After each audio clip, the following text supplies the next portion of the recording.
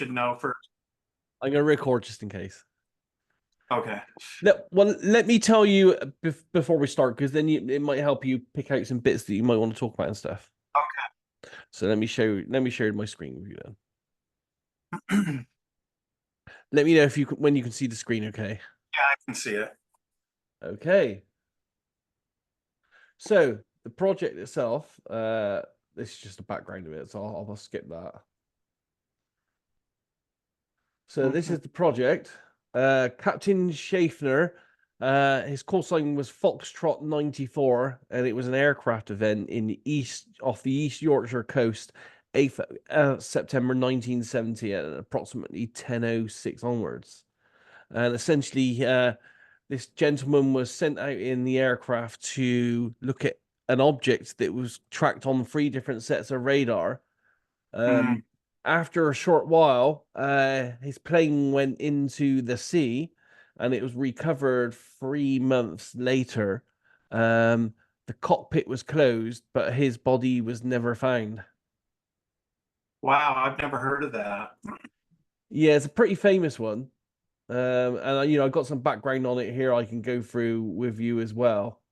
It was tracked by the object was tracked by the early warning station at Flying Dells, then a UASF radar station and full air base in Greenland, and Cheyenne Mountain Complex radar base in Colorado Springs. So they sent 2 Lightning planes out to have a look and see what was going on there. And as I said, his plane went into the drink. Then on October 7th, 1970, Royal Navy divers located the plane on the seabed. The plane was recovered from the sea 3 months later and was intact, but the canopy was closed, but the body of Captain Schaffner was never found. Mm. That's fascinating. I'm surprised I didn't know about that one. Yeah, it's interesting. My data, I think, has a lot of noise in it. I have relevant data, and I even named Cheyenne Mountain of all things in my data, but I wasn't picking up on the UAP angle. I think you were, you just didn't realize. Yeah, Yeah. good. Hi there, Susan. How are you? Good. How are you? Yeah, not too bad. Getting over this COVID, nearly gone. Oh God, it's been a while, has it? Yeah, got it. Yeah, I've had it a week now. Brought it back from damn Paris. Got it on the plane, I reckon. Yeah. Have you had a look at the feedback at all? I had a quick look. Oh my God. Oh my God. I Brian know. couldn't open it, so I was just going through it. Um, what I'll probably do is it's actually quite a lot of slides though, so I don't know if I should show all. Yeah. I guess it depends. If you guys want to put this up on the internet as like a portfolio piece, then it'd probably be best for me to go through the feedback, and then if you want to go through some of your RV data on camera, we can do it that way. Or if you want to record a separate video and then I can put them together and compile it together and we just have a chat now, it's entirely up to you. That's if you want anything to go online. You guys did get some really good data and it is a really solid case, so it might be worth going online. That's entirely up to you guys there. I don't know. It wasn't. I didn't think it was my best work, but for some reason I focused on the people and buildings a lot. Like, uh, yeah, because I just got I haven't had time to think about it, so I haven't been able to go back through my Yeah. data. Yeah, Um, you need to have a good analysis of it. That's maybe why we should maybe just have a chat about it now, maybe. okay, Yep. And then maybe using Zoom or anything else, if you want to if you feel you want it to go out there, you can record a little half-hour video going through your data, and I can compile it all together or something. sure. I do have feedback or comments on doing lots of retasks, just um, being kind of nervous as to, I was very worried especially as I did more and more retasks, that I was going to start creating a narrative in my head. Although I did, for the most part, kind of forget what I had done before, but I was still worried about that. Yeah, yeah. I mean, that does recede a bit over time, but there's always that at the back of your mind. It's always it's different with each tasker as well, because but you have to be, the tasker has to be aware, and you have to be aware that you're not being led by what the tasker says to you. That's why I Yeah. always try to use your own words rather than me adding anything. No, it didn't have to do with anything with you. It's just because uh, I haven't done something this comprehensive before. Yeah. I was just I think I mentioned in an email that even though I did a bunch of sessions on this, I had a number of starts and stops where I got like 4 pages in, and I was like, oh, is this narrative? What, and I didn't feel comfortable, so I would start over again. Yeah. And so there's a lot to learn. Yeah, For it takes time, doing this kind of thing. And it's new for you guys as well. Just, I like the way you sent me back to stuff that I might have avoided because I found it difficult, like the rotating shape. Yeah. The fact you kept sending me back there, and I just had to battle with it. Actually, Yeah. it seemed to work, and when you actually made me go back and just draw, and that's all I'm allowed to do. I actually think I did do like a glass sphere, and I had a conical shape, and and I would have avoided it because I didn't know what it was. Not that you even know what it is, but because it was so unusual. Yes, yes. But it was worth battling with. Brian hasn't, because he couldn't open the file, so he hasn't seen your work on it either yet. So he'll need some time to look at yours, and you'll need some time to look at his on it as well, because Yeah. as part of the RV process, target kind of gets carved up into separate bits. There usually is some level of overlap in the middle, but generally, we don't know how it works. One viewer is sent after one bit, and another viewer is sent after another. Yeah, it's almost like there's an intelligent process that carves out the target, because it's not me doing it. It's not me thinking, oh, Brian, I want to go for this, and Susan, I want to go for that. But I do know a little bit about this target, because I first heard about it in the 90s. And I've got a book. There's a book written about it by he used to be a police officer in the UK, a man, he's passed now. His name was Tony Dodd. He did some work on the case in the 90s, and I followed the case quite a bit in the 90s, just after it happened. But yeah, it's kind of fallen off most people's radar, really. But it's one that's always stuck in my mind, because the fact we do know that the object that the plane was sent to go after was picked up on 3 different sets of radar, and the pilots in the plane were talking about seeing objects. And then we also have, we absolutely know that this is truth, because it's even on Wikipedia and all that kind of stuff as well. We know that the pilot was sent after the objects. We know that the pilot disappeared and was never found. And we know that his plane was pulled out of the water with the with the canopy closed, and his body not in it. So Amazing.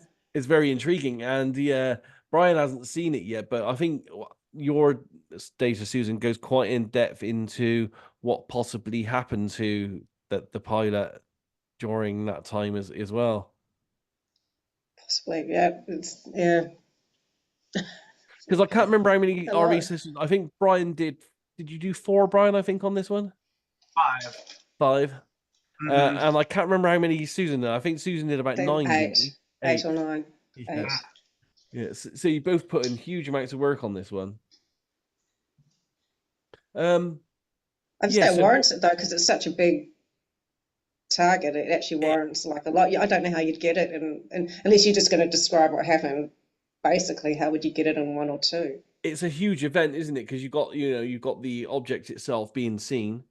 Then Yeah. you've got the planes being sent after it, and then you've got the whole interaction event, and then you have the whole event afterwards of the missing pilot and the recovery of the aircraft and all that kind of stuff. Yeah, so it is quite a big target. Let me just go through a couple of the slides though. Susan, did you get any data on what happened to the plane? Like, was it a hostile or something, or did you get anything like that? I think I was focused on a rotating object that had a spherical and a conical aspect at times, and that rotation to do with motion, energy production, and I couldn't make head or tail of it. So, but that's where I kept going. I didn't even go to planes, That's actually. interesting because all through my data, you know, I had a lot of non-surface structure data, and in my data on that, I kept drawing rotation. Yeah, I had a so quick look at yours, and and at the end you've got like rotation, and you've got this white plasticky feel. I got that too. That something felt white and plasticky, and I couldn't yeah. understand it either. But I saw you had that. I just quickly had a look at yours. Hmm. Interesting. Let me go through a couple of the slides, Yep. and then we'll have a maybe see some of your stuff and have a quick chat, and then, as I said, we can do the more extensive stuff later.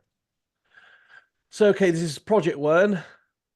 This is just some background stuff. So, the objective of the advanced mentoring is for me to give you my experience of doing operational RV, and and I think I started in this is I'm really trying to push you guys as much as I can possibly push you to without going over the edge, to get as much detail as you can, and that's that. You can tell that by how many retaskings you both did. So well done on that.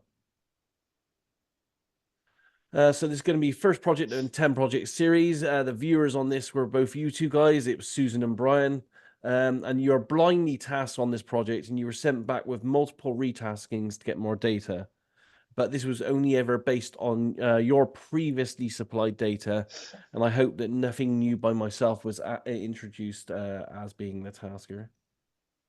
The project itself was 1904-9071.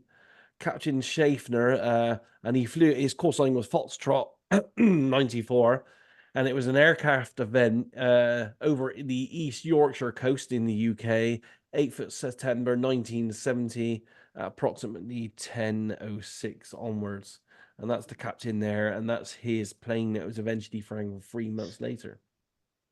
So on the queue here, I tried to get you to move to the actual project time here, and describe and sketch the event itself. But also, I always write this in all my taskings now to not make any note or not report any myth, social construct, or any theory, but only the actual events itself is the data that we wanted. Captain Schaffner himself was a pilot in the United States Air Force. He disappeared, presumed dead, flying a Lightning over the North Sea whilst on exchange with the Royal Air Force. He was an American exchange pilot flying Lightnings with Number 5 Squadron. I'm just going to skip through some of this. And on the evening of September 8th, 1970, an object was spotted over the North Sea by radar, and he was on duty, so he took off to follow the object. And his call sign was Foxtrot 94. And you'll be able to do lots of searches on the internet for Foxtrot 94 and find several books and articles written about this.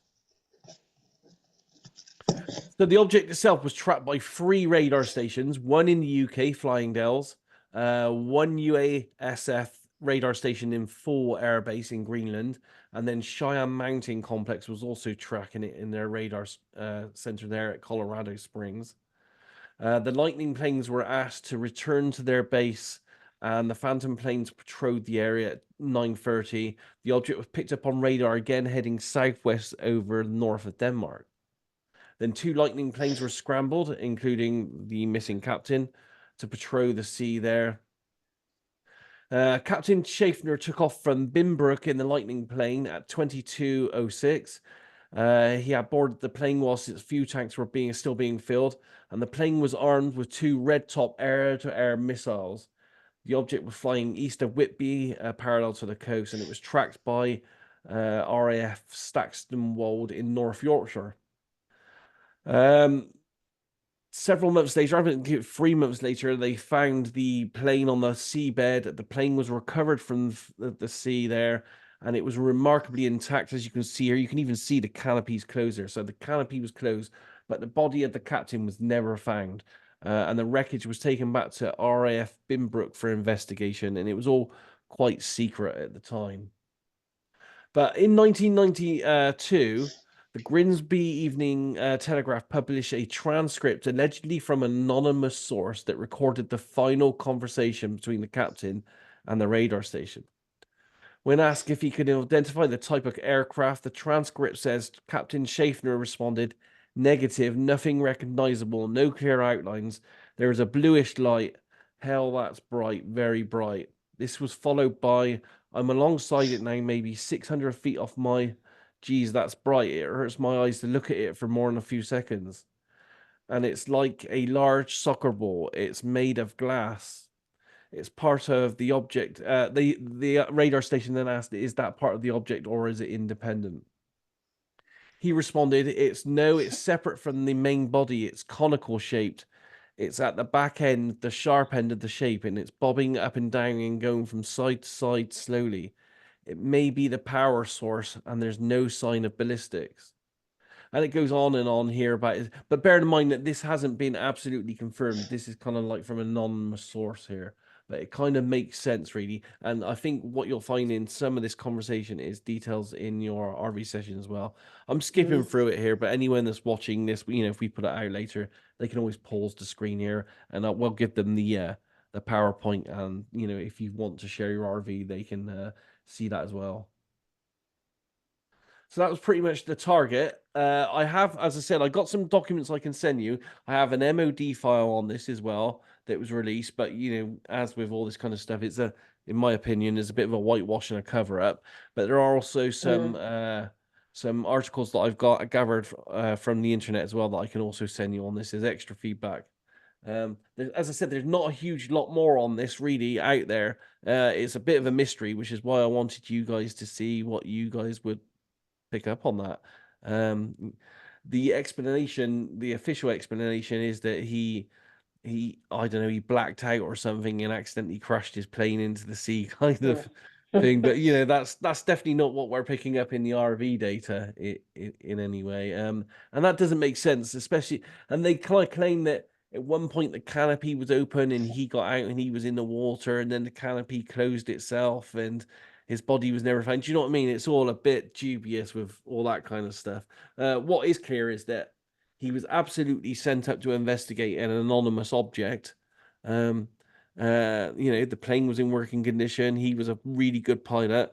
He went down, he went missing, his body is never found, and the plane was recovered with no body in it, which doesn't make sense to me. I'd like to do some research on this and look at some of the other players, because I picked up a lot of humans in my sessions. Maybe. Well, bear in mind as well that the plane was recovered, and it was taken back to a base secretly, and it went under investigation. And there were some details about it having some kind of radioactive elements to it as well. That's why it was secretly looked at and stuff like that. So there was lots of investigation on the plane itself as well afterwards. As I said, I got some details on all that. I haven't read the book that I originally read on this, probably about 15, 20 years ago now. I haven't read it in a long time, so I can't remember the entire full story on all this. It was quite, as I said, it was quite in the news when I was getting into UFOs way back in the early 90s, and that's where I picked up the story from. But awesome stuff. Should we go? Do you want to go through quickly scan through some of your data now that I could pull up maybe here? Sure. Okay, let me open some up here a second. Bear with me, I'm just going to move some windows around. Project1.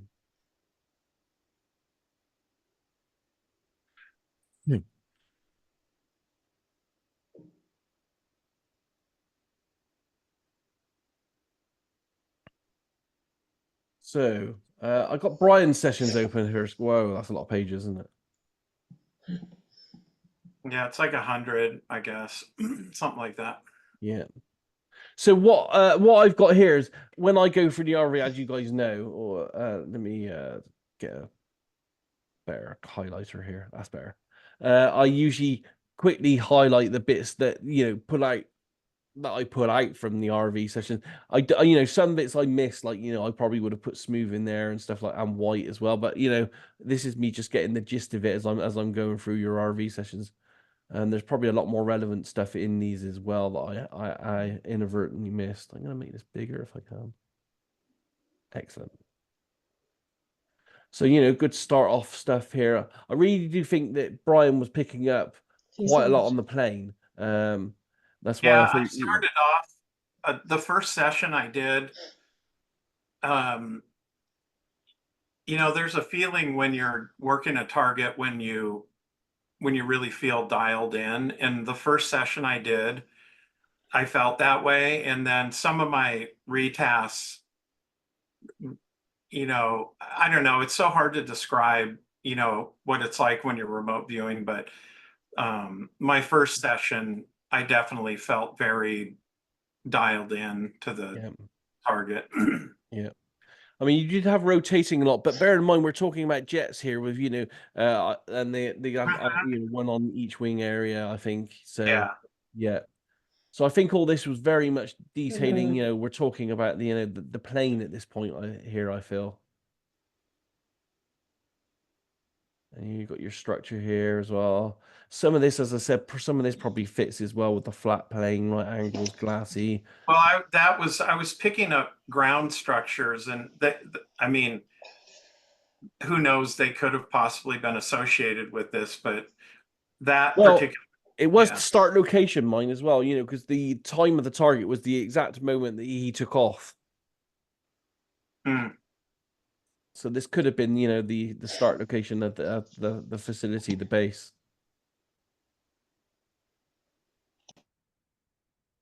All this feels appropriate as well, and then you start getting the person here as well. I don't know if I don't think he had a beard. No, it didn't look like it. Yeah, but you did pick up on the male and stuff like that as well.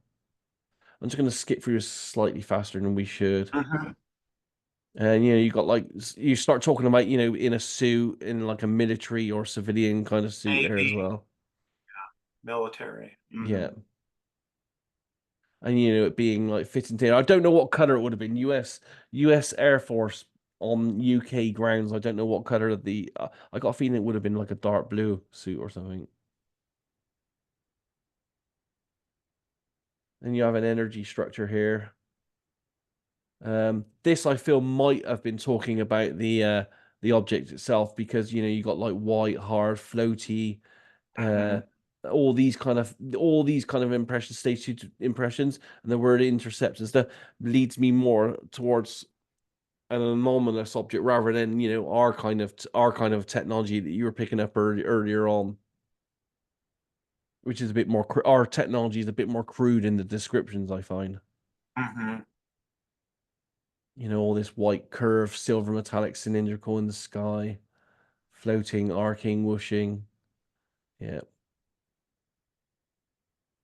Lots of great stage 2 data there as well. Then you have this, a personal feeling of a military or planned event, which is very good. An object in the sky here with clouds. Rotating as well. You got rotating there on that one. I know we shouldn't label, but sometimes, I didn't want, those could have been meatballs for all you knew if I didn't. And again, you have, you're talking about your life form here as well. Man in suit being watched and stuff. Non-surface structures here. You're talking about that in clandestine operation. Sneaky surprise, non-surface structures in military and military intelligence clandestine operation.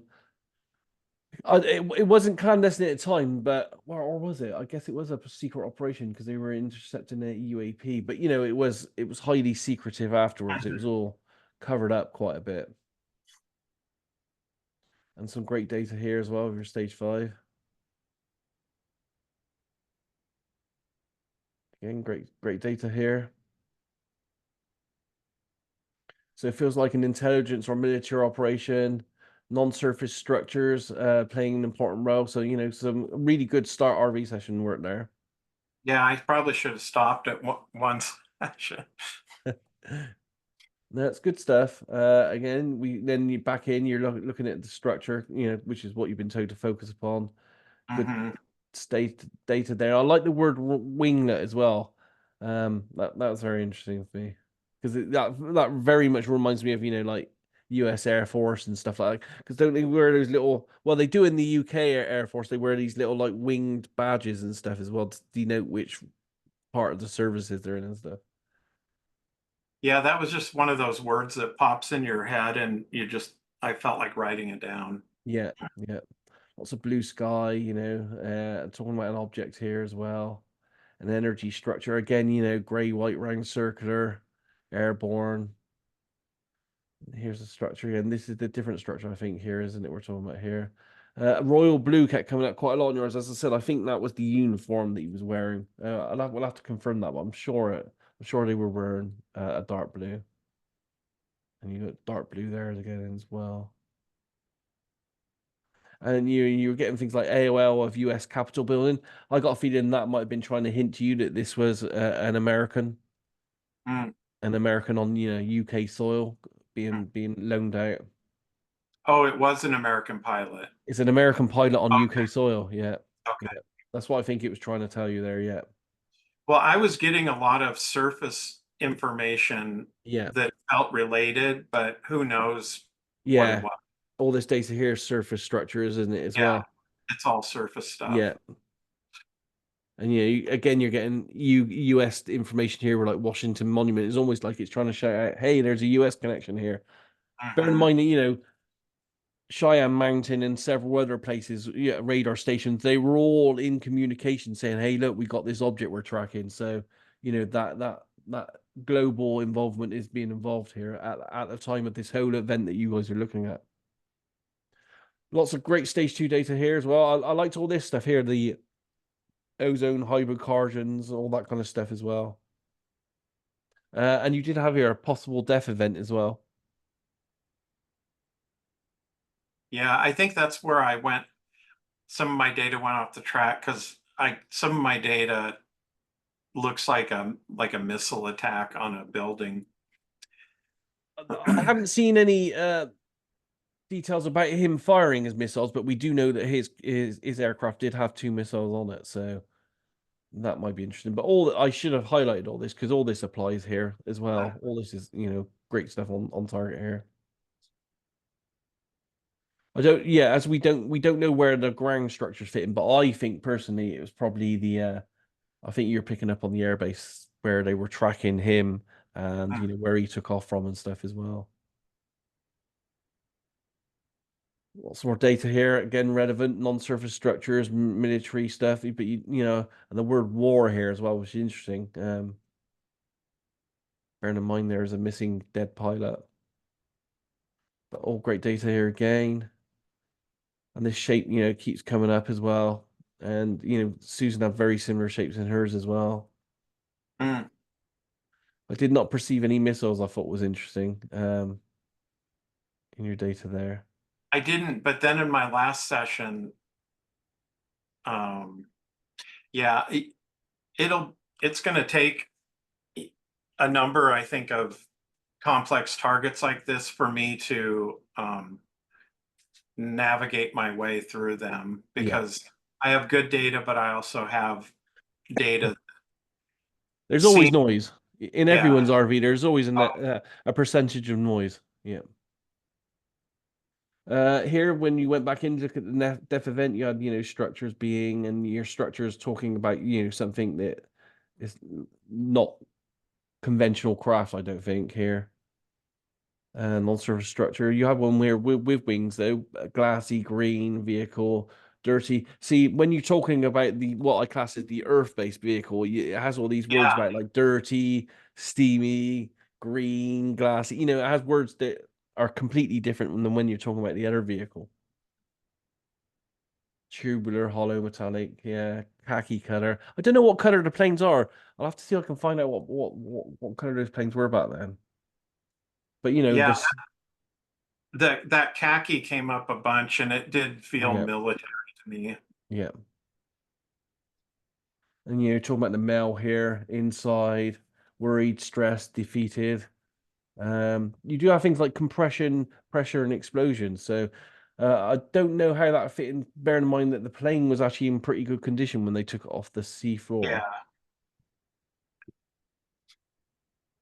More about the life form here. Perceived a hole where the roof once was, open to the sky. I got a feeling that might have been the canopy, but yeah, it's hard to know on that. And all this is probably relevant as well that I haven't like highlighted. You know, frantic here, angry, Well, yelling.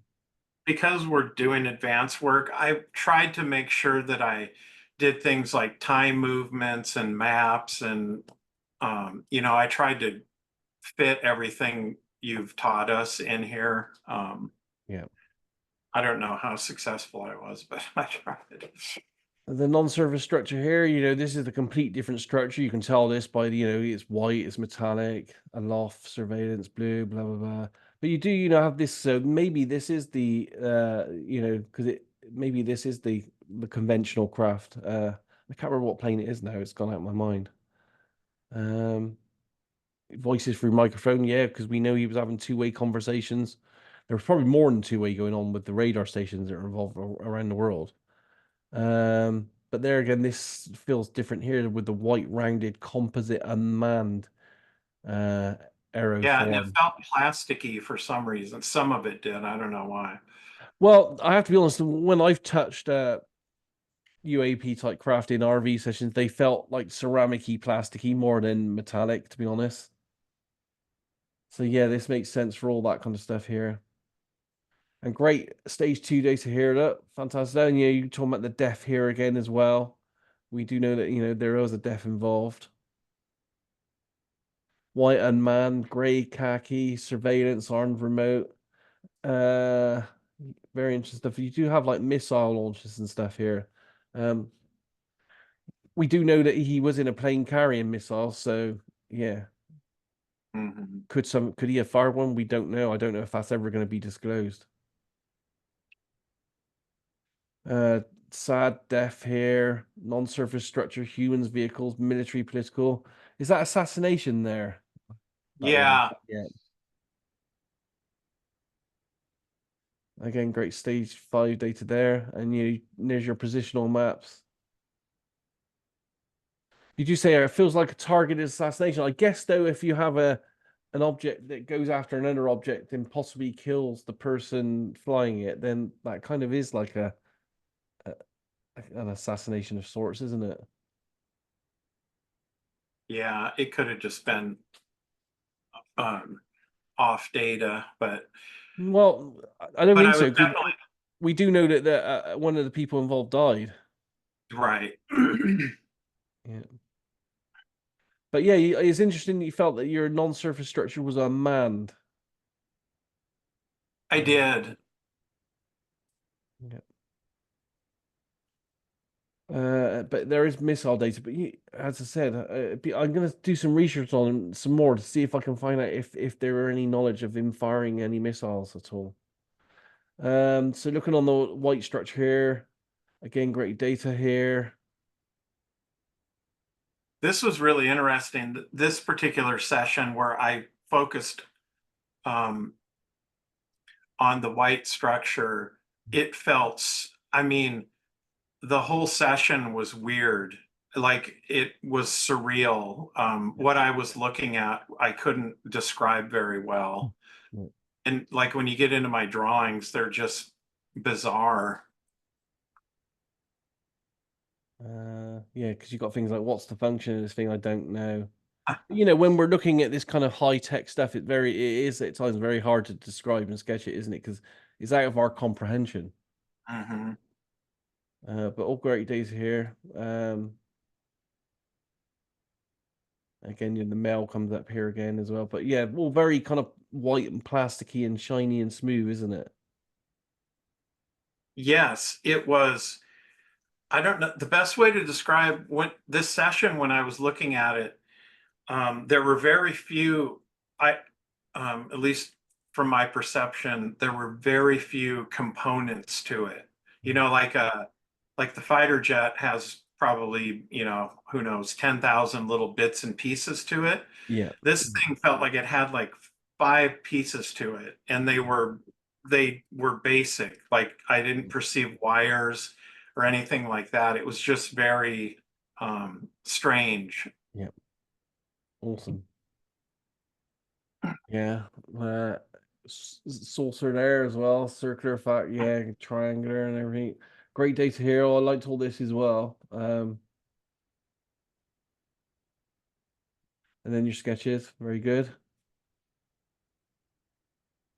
course, you know, the only thing we can't feedback on is the UAP itself in this case. Yeah, the sketches, normally when I'm doing my sketches, like I understand what I'm drawing is the best way to put it. But when I was doing these sketches, I didn't know what I was drawing. I was trying the best I could to draw what I was perceiving, but I didn't really understand what I was looking at. Yeah. What's aerogel? Aerogel is that material that's almost as light as air. It was invented like 30 years ago, but it's like a plastic, but it's extremely light. Right. Okay. That's Like it's interesting. Yeah, and that was the best way to describe it. That whatever I was touching was very light. Right. Wow, that's very interesting. Yeah. Yeah. I liked this as well. Again, I didn't know what that was, but it was it's really stood out, but I did not know what I was looking at. Just as a note, what may help in future is if you get data like this, is then in brackets underneath, you know, what is this? What am I experiencing, kind of thing, and then you try to break it down even further. But you know, all this is great for, you know, talking about this technology, some device, you know, it's obviously not the plane that he went up in. Not at all. Yeah. Excellent stuff on that. I picked it felt like it was rotating. Yeah. That I could sense. Now, Susan did quite a lot more pages. Mine goes on forever. Let me make this big. That's actually the summary I did. I actually redid that. So that's the old one. Yeah, if we had more time, I would have made Brian go back and write a summary as well on it all. So this is Susan's summary. Well, my last session, it's actually the first attempt at it. What? Oh, I was just saying you didn't have my last session in there, and I had bought colored markers. So my last session, all my drawings are in color. Well, what I think we should do is because you guys have so much data and we can't really go through it all here in full, is if you want this, as I said, you know, because this is like your training stuff, if you want this to go out as like a portfolio piece for yourself, is to maybe go review each of your RV sessions and spend like half an hour each going through it, picking out pieces that you feel are relevant for the target. You might need to spend a little bit of time looking at the target, and I'll send you some more files, feedback as well, to see if you can pick out those pieces. But it's entirely up to you on whether you want this to come out as a piece for yourself, because essentially this is you guys training in an operational way. But you guys got such good data, it would be a shame to not use it if you wanted it to go out there for yourself. But that's entirely up to you guys on that one. But as you've got so much data, it's not something we can cover in full here, because we'd be here for like a few hours, I think. Do you suggest us taking our data and kind of editing it down to more relevant bits, or? I would do like we're doing now, but make highlight bits in advance so you know what you wanted to pick out and talk about. Because when we're doing RV videos for the public domain for people now, we try to, like, when we do it in the Hellfire group, we're trying to condense 2 or 3 RV sessions down to a 10-minute segment each, because we understand that most people out there haven't got the attention to want to sit through every piece of data that we write down as remote viewers. So it's almost like cherry picking your best bits that you feel are relevant to the target, and then showing those. Really, that's the way I would say do it. Set yourself a goal of saying, okay, I'm going to try to get through all my RV sessions in something like 15 minutes. and cherry pick the data beforehand. So And I know, like you told me off for repeating myself, but I actually think for myself getting into the session, I do the ideogram to kind of sink into the session. Yeah. Not that I would show that to people 5 times the same thing if that was 5 different sessions, but yeah, it kind of settles me into it, and also checks that I'm back where I'm supposed to be. yeah, and there were days in between all this as well, so you probably needed that ideogram process to kickstart you back into it as well. Yeah. So yeah, well, we've got lots of pages here. Where shall I start with this one? Let me go back here a second. So we start off with your motion and energy. You get quite a lot of that with moving stuff. And then you have your life form and your man-made as well. All great stuff here. You talk about metallic with instruments and stuff like that as well. So, you're both getting the same kind of stuff straight off the bat here, man-made structures and stuff and life forms. Tubular. Tubular, that comes up a lot in all your sessions. Yeah. Lots of great data here as well. And the motion and energy was very good as well that you picked up on this as well. Light and airy with it, ascending, gentle descent and stuff like that as well. Which is very much like, I don't know if you guys are into, well, I know Brian's in the UAPs, but when the movement of them that's been recorded is very kind of forward Like and a backwards, kind of like that movement. Yeah, which is interesting with this, to a kind of settling down to a stop kind of feeling to that.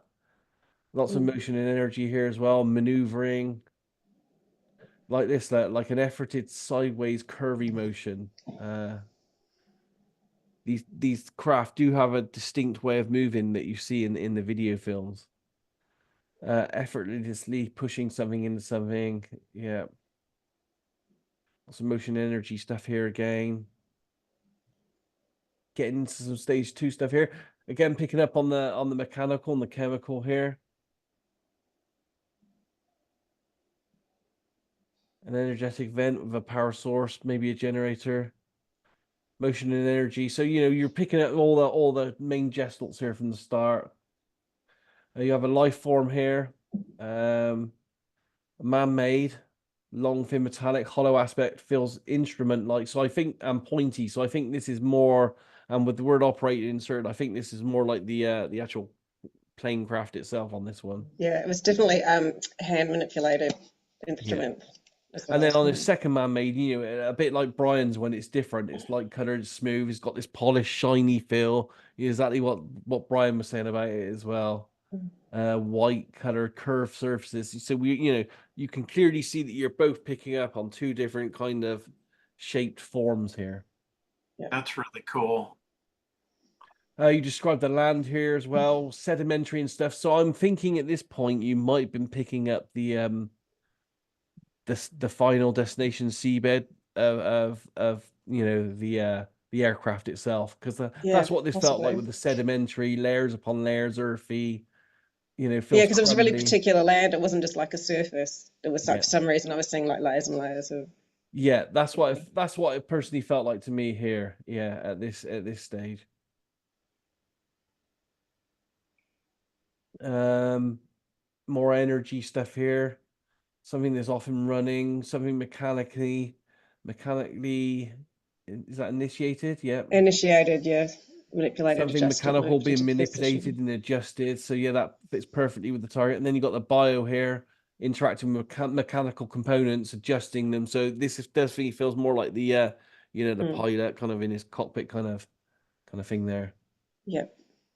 And you both picked up instantly that it was a male as well. And you've got him manipulating the man-made here, and it's a vehicle with a hollow aspect.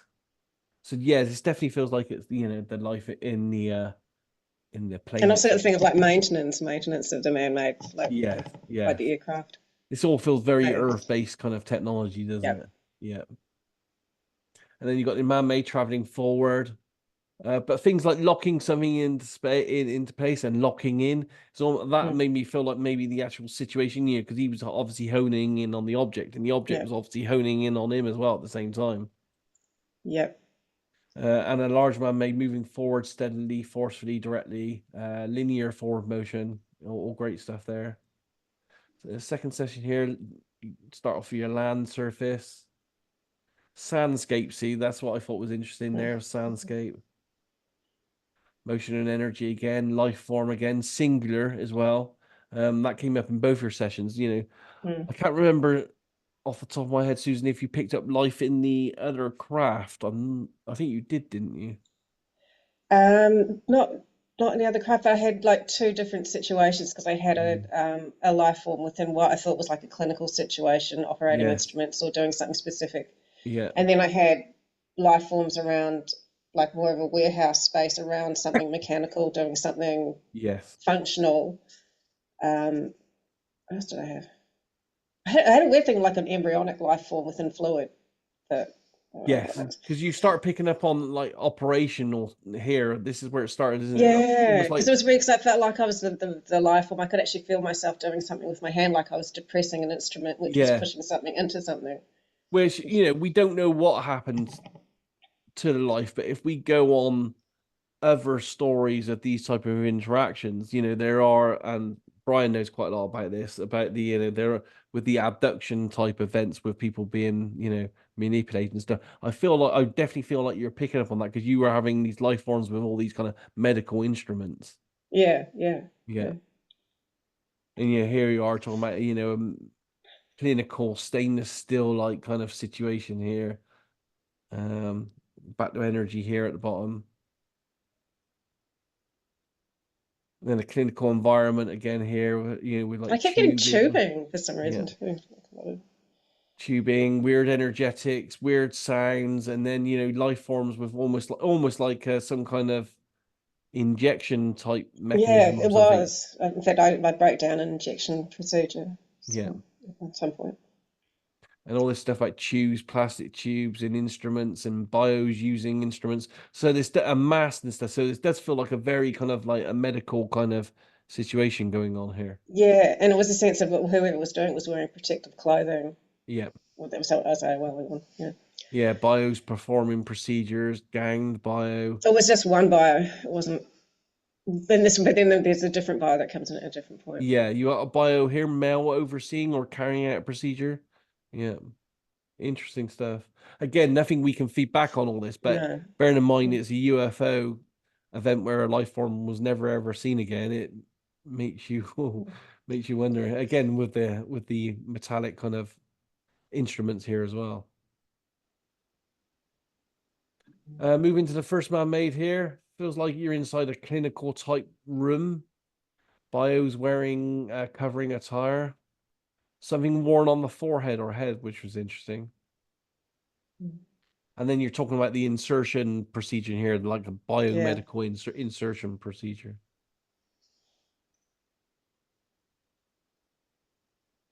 Oh yeah, and that was because when I went back to the man-made that you sent me back to, initially it had that stone-like plasticky feel, but for some reason when I went back to it this time, I was getting the thing of like pipes, but it was plasticky. But I go back to it again later, and I get more at the rotating thing. So it was odd. It kind of presented differently. Yeah, lots of piping and tubing here in the second man-made.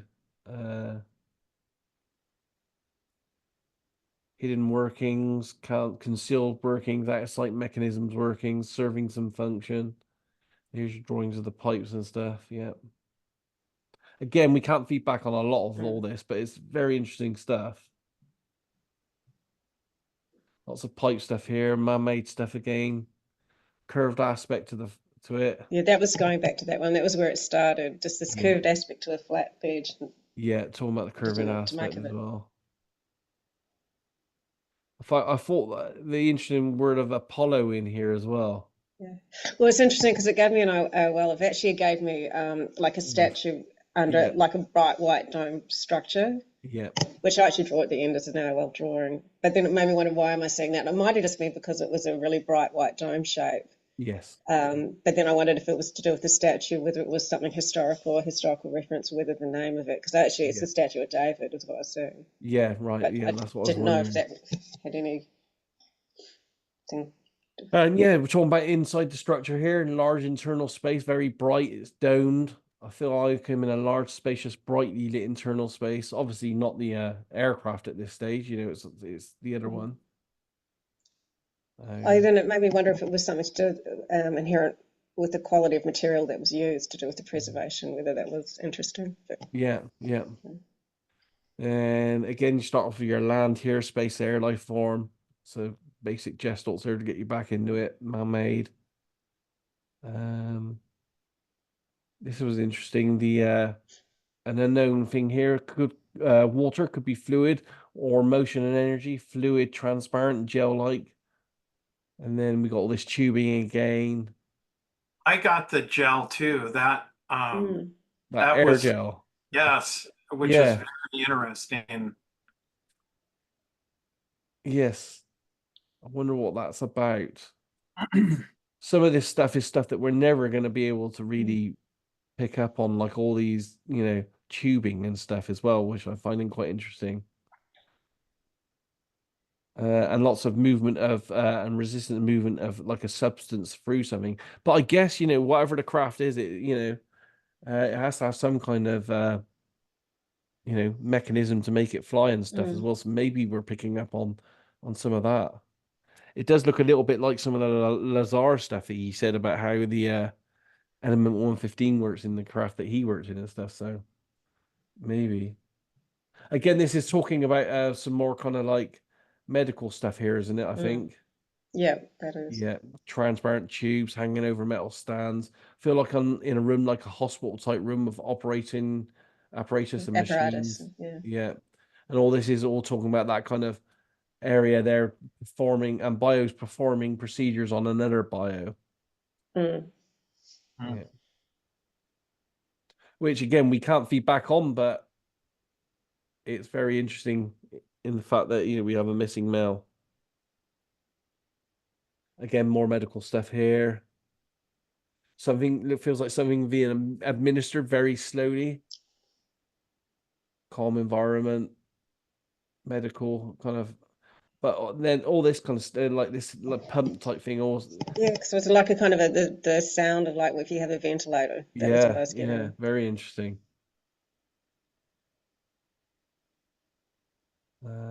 Lots of rooms and corridors, clinical vibes, sparse feeding, feels like apparatus in a room. So this is where you're starting to draw the man-made here, isn't it now? Yeah, Yeah. And again, like Brian, this white plasticky feel constantly keeps coming up. White plasticky feel. And bright white environment, white. No idea. No idea. What am I drawing? Again, but these are typical, you know, UFO or UAP type shapes. And then I got the rotating, and I kept getting it was going anti-clockwise for some reason. I kept saying anti-clockwise. I don't know if that makes sense. Again, I drew the same circular pattern. Again, talking about all this being circular, blah blah blah. The first man-made feels like that's something to do with a bio. The second man-made feels larger, and like a particular thing in itself, something involving motion and rotation, which is anti-clockwise. Again, obviously two different types of mechanisms there. And this one's larger with more brightly lit. Establishing work here with your gestures again. You're picking up, I mean, although you have blue gowns and coverings, essentially we're talking about a bio wearing blue. I kept blue was what I kept getting too. Blue. Yeah, it was getting blue with the bios as well. Again, this is all talking about some kind of clinical kind of weird thing going on, isn't it? Yeah. This is also, I think this is a, let me see. It was like this was a different feeling bio, like some bio was coming in and doing procedures or protocols or demonstrating that they were, but they were actually up to something else. Yeah. So it's like if they're performing like I was AOLing like an autopsy type procedure. Yeah, that's what you got here. Like they were presenting as, but they were actually doing something else. Which it makes sense to me because, you know, I've seen other documents like one an RV session Pat Price did where he was looking at Bermuda Triangle, and he was detailing an event in the Bermuda Triangle where the non-humans had stopped a plane, had made the plane disappear, but had taken the humans that were on the plane aboard their craft, and then they essentially operated on them and cut them up and took parts and bits of the humans and live humans back to their home base. So Oh, I've seen that kind of that's stuff in other RV sessions from yeah. the 70s. Yeah. Because that was the thing, is it was like an examination investigation, but it's actually, are they actually taking it? Actually, I say are they taking something from it, or they're Yeah. extracting something? It's not, yeah, as I said, it's not the first time I've seen that out of RV, but also in RV.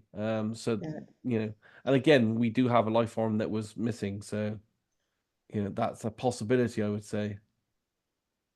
But this is all about the life form doing all the work there, recording the procedures, being systematic, using And very different, non-emotional too. yeah, different pieces of equipment. Yeah, and you know you even have corpse at the end of it there as well. And you know, but that's both of you talking about a death event as well. We know there was a death event at this target, so that was pretty good that you both picked up on that. Here's all your stage 5 of autopsy and what that means as well. So very good data there.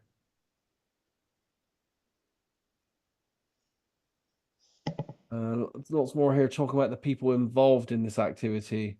So they're in a larger structure, they're organized, professional, capable, not phased by their work.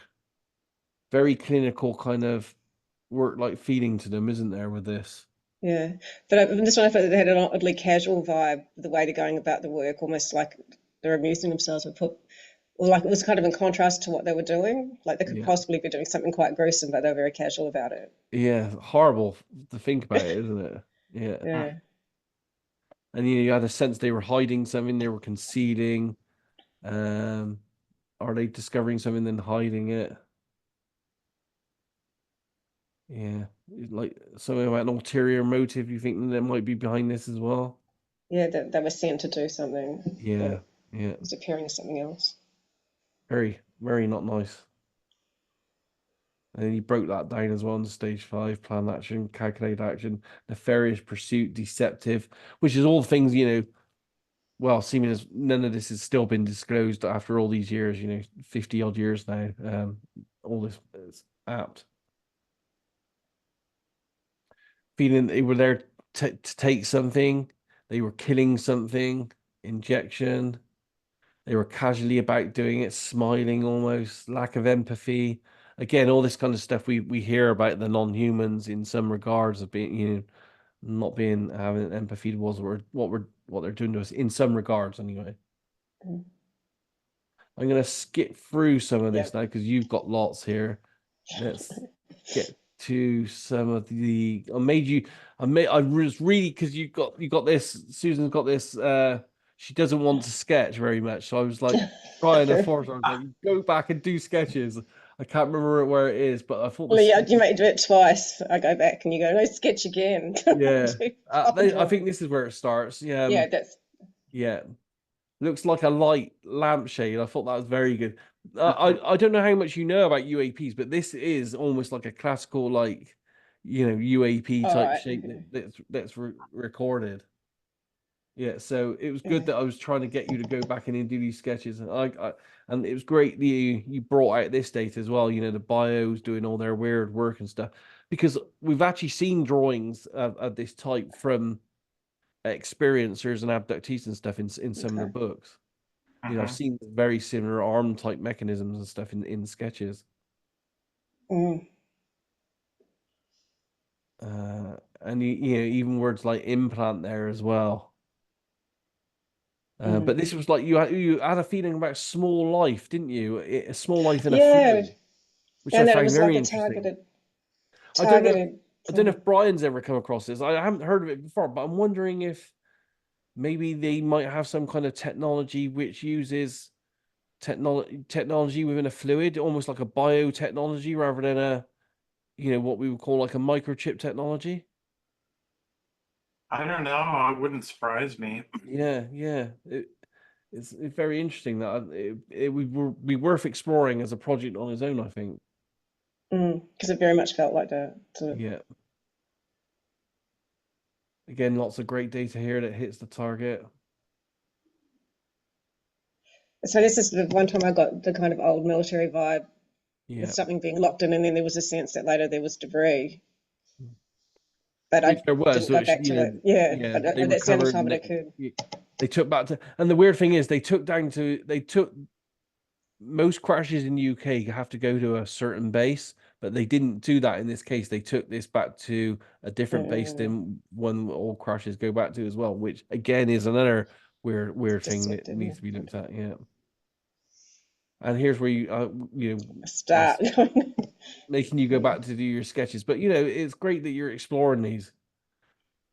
That's the whole purpose of doing this kind of project is to really try to push you guys into your uncomfortableness. Yeah. And I'm really happy to do it too. Try to Actually, get like past I it. don't mind you keep sending me back, like draw again, draw it better, do something else. No, you guys did really well on it.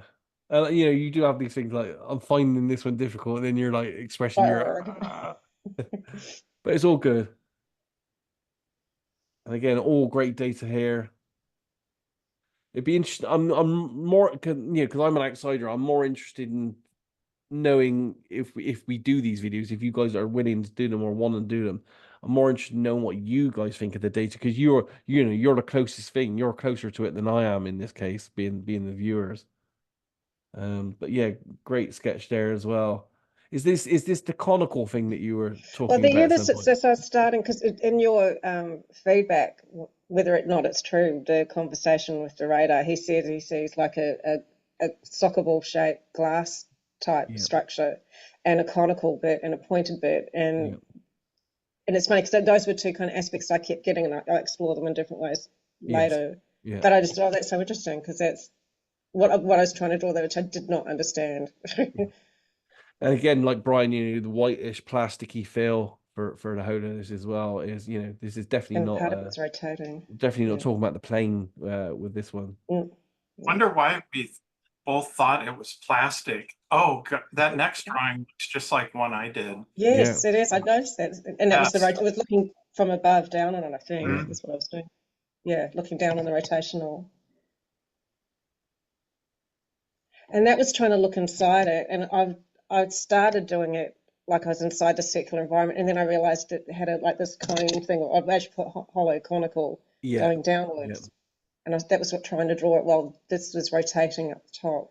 Yeah, but it's great that you are, once we pushed you, you were starting to do some, really good sketches on this. I think too was letting yourself draw and not know what you were drawing, and just drawing how it felt like it should go. And this is an extreme project really as well, because it is a bit of a mystery with the UAP element. They won't be like this. It's this is a bit of an extreme one. Yeah, those are awesome sketches. There's more. He kept sending me back. Yeah. And that one was weird because that was the rotation and the idea of it pushing energy out. Yeah. Great data on all this as well. Yeah. Again, as I said, it'd be better if you guys go through this rather than me, because you guys can pick out the bits that are fully relevant on this. But it's just a shame that some of this is, as I said, unconfirmable. Yeah. But we do have that extra transcript of some of the conversations, so we can pick out some stuff. And this is the actual movement as well, isn't it, from above? Yeah. Yeah. Which is all perfectly what we see with UAP type targets as well, with this kind of motion. And that was like if I was standing in the middle of it. It was the idea of these flicking verticals, and it reminded me of a dream machine type feel. I don't know if you've ever seen one. Those dream machines, like they're light with the things that rotate. It felt like you're kind of looking at that, and it was putting you into an altered state almost. Very interesting words there, like transversing the visual field. No light flickering effect. Yeah. I do.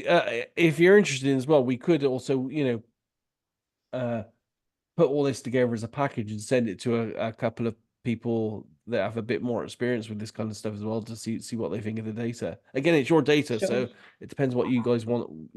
What you want to do with all this, really. Sure, I don't know. Just some final sketches here. And this is you send me back again. Yeah. You sent me back to do these ones, and you went, no, go back and do them again and finish them. It's like, have you thought of doing a final drawing? Is basically what you Yes, said. yes. And it's good because you are annotating and putting the data on as well. So, you know, again, all this from both of you is great work, you know, pushing you to your absolute limits. And I can sense your frustration at times as well. But that's what it's all about, isn't it? You know, getting you there, getting the data. I've still got this wobble thing. I noticed, Brian, you said wobble in part of the motion of one of these, and I got this like a spinning top that starts wobbling as Yeah. it's slowing down. I noticed that was in yours. I don't know if you've seen the have you seen the Tic Tac video, haven't you? You must have seen that on that. That Yeah. has that wobble, that kind of Yeah. wobble. Does it? I effect. didn't. Yeah, it does. Yeah, yeah. I didn't know that. And Again, then I great started getting the data. idea of centrifugal motion, which I go back to, but if you Between the maybe both do of it. you, of all this stuff, as you can see, there's just a huge amount of data that's possible. If you could go back one, that's where I was getting the idea of a glass ball. No, back page. Yeah, that's a great sketch. I really like that one. If you go back one page, yeah, see that one on the bottom. That was I was trying to draw like a glass ball Yeah, on top of this thing that I didn't know what it was, but it's like a glass spherical thing, which was interesting because he said it looked like glass yeah. glass I ball. wonder if that might have something to do with the movement mechanism, because that does look like a mechanism of, you know, it looks like it does something, doesn't it? Yeah. Very interesting. See, if we'd have spent even more time on this, I would have said, okay, on this sketch there, go back and now what is that about? What does that do? Kind of thing. But you know, we have to stop somewhere. Yep. But yeah, I like that one for some reason. I don't know why. And I just felt like drawing that. I don't know where that. We have to bear in mind as well, there are lots of and current discussions, you know, especially on UFO Twitter and stuff, are that these UAP type craft also can change shape. You know, they aren't one single shape all the time. That they are actually morphing depending on what mode of transport they're using at the time and stuff like that as well. So we have to bear that kind of thing in mind. And that was when I just started getting the centrifugal motion. It was like an AOL of like lab equipment that uses the motion to separate substances. Yeah. And then another AOL was that centrifugal motion, but like, you know, those cyclotron rides, I think they have like at fairs, and you stand aside and it actually causes bars to go upwards. It was just odd that it was different aspects of the motion. Yeah, awesome. I mean, they were AOLs, but there's your statue of David there. That might just be the dome ceiling was what the point was. Yeah, it's possible. Otherwise, I don't know how else the structure would fit in. That's where you broke on that one. But yeah, again, well done, guys. Good data. Too much data for us to go through it, you know, in depth here. That's why if you want, have a think about it. And if if you're feeling that you want this to go out in some way, as some kind of public project for yourselves, you know, because this is all about building. If you want to take this further, RV wise as well, building a portfolio and a reputation for yourselves, then I'm more than happy to put something together. You know, you probably would need to go through it and spend, as I said, 15 minutes cherry picking some of your best bits and saying, look, this is what I feel is really good here, and showing that. But have a look at each other's data on this and see how it corresponds. As you can see, there's a lot of crossover stuff, especially on that main structure itself with that plasticky white curved feeling to the whole thing. That's that's definitely not the tornado plane that the captain was driving. It's just a shame that we'll never fully know what happened, obviously, because his body was never found. But to me, looking at both your data, it doesn't look like he drowned in the sea. To me, it looks like there was an anonymous UAP event as reported, and that they maybe took him. I mean, his body wasn't in the plane. It doesn't make sense to me. Yeah.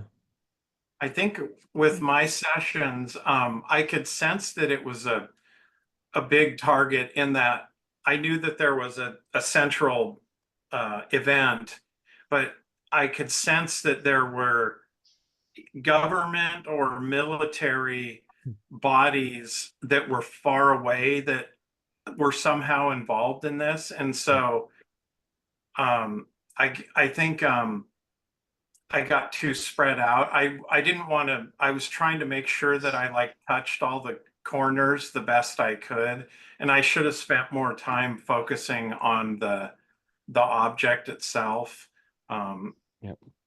Yeah.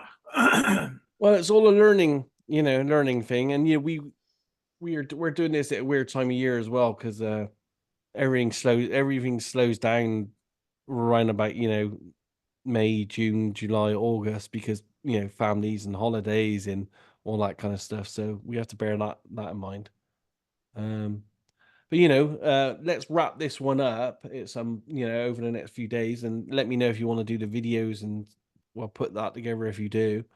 And if you need anything else from me on this, let me know as well. I'll send you some more of the files, like the MOD file I got and stuff. But bear in mind, it's pretty dry. There's not huge amounts of information in it because it's all sanitized.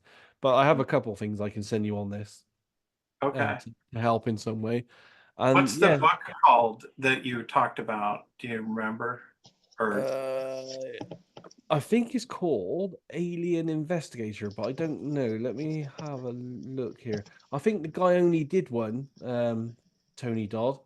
I did know him quite well because he did a column on a website of mine for a couple of years.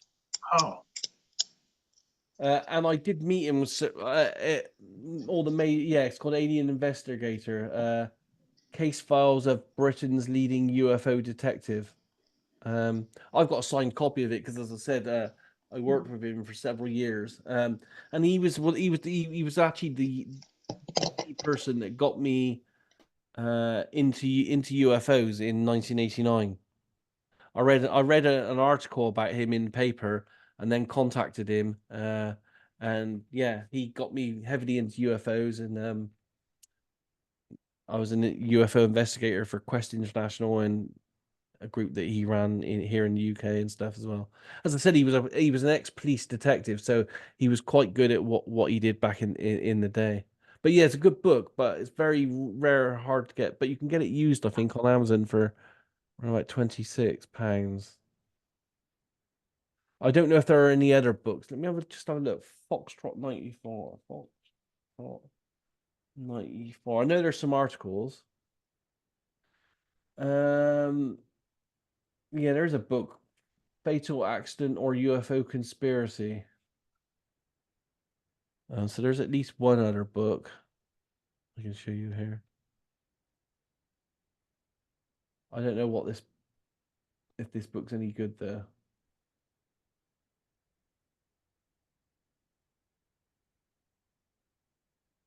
Yeah, not many reviews of it.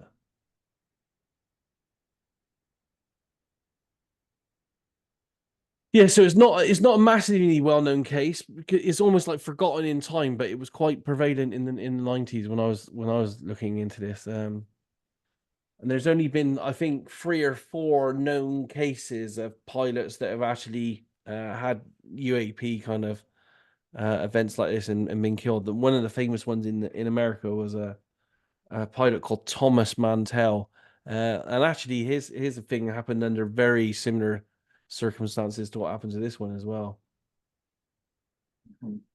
Any other Did questions they on find this his guy? body, or did his body disappear? Thomas Mantell, I'm sure they did. Yes, he went out to intercept a UAP, sent to intercept the UAP.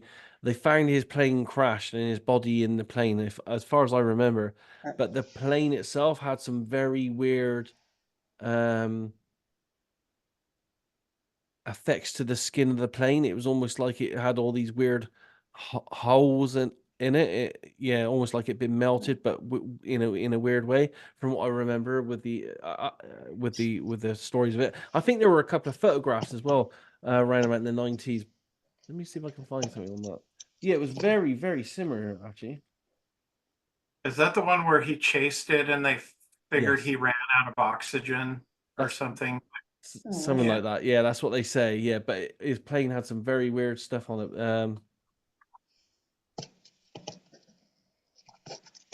Yeah, so here it is here. Thomas Mantell, pictures of the wreckage and stuff. 1948, yeah. They claimed he was chasing Venus in the sky, but you know, it's all ridiculous with that kind of stuff. They always lie like that. But that's the only two cases that I know of that have been recorded of pilots actually dying at the hands of UFOs. Military pilots, that is, I would say. There is the case in Australia in the 70s, Valentich. He was chasing a UFO as well, but he was a young pilot. Last fight of Valentich, and there's actually the audio transcript of that one, and he actually says, "Oh, you know, I can see the object. It's hovering above me, blah blah blah blah," and then he disappeared, and nothing was ever seen from him ever again. They never found him or his plane or anything, as far as I'm aware of that one as well. So that's the only three that I know of in my head that I can think of that happened. One civilian and two military occurrences of pilots chasing UFOs that have died. You all right with that then, guys? How do you feel about that target? You all right with it? Well, I feel better now that we've gone through it and seen each other's work. And hearing you talk, because when I first just saw the feedback, I was like, oh my God.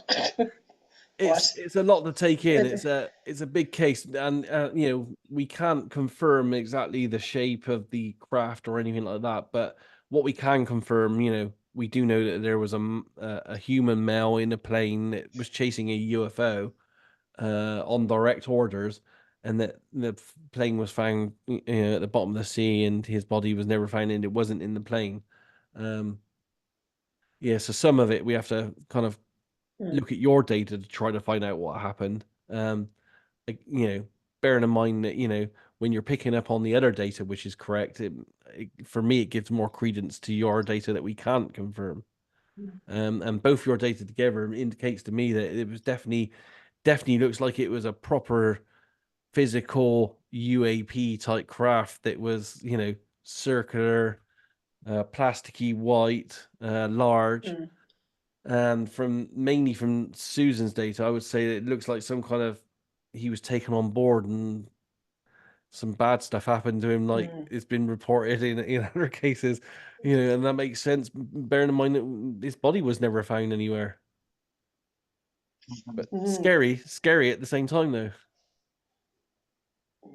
But yeah, awesome work, guys, and yeah, I pushed you a little bit, and hopefully with the rest of the projects, we'll push you even more. So I enjoy it. I actually enjoy being challenged more. It makes it much more interesting. I love it. And I love it, like starting the session, like the retasking, going, how the hell am I going to do this? Yeah. And just starting it and seeing where it goes. I really enjoy that. Excellent. Yeah, I'm looking forward to getting you guys on the next one. But as I said, have a think about this, and if you want to use it for yourself as a portfolio project, you know, it's entirely up to you guys on that. You know, like we have this recorded thing that we could, you know, you can have anyway, or we can put it's your content. You know, you do what you want with it. But it would be a shame to keep this kind of stuff and never show it to anyone, because you did get some good data. So it's entirely up to you two on what you want to do in that regard, really. I don't mind. The choice is yours. Have a think about it. You know, there's no rush with any of this. Okay. Awesome work, guys. Well, let's leave that there for today then. I'm going to stop the recording right now on this one. Then we can have a chat. I think stop does it there.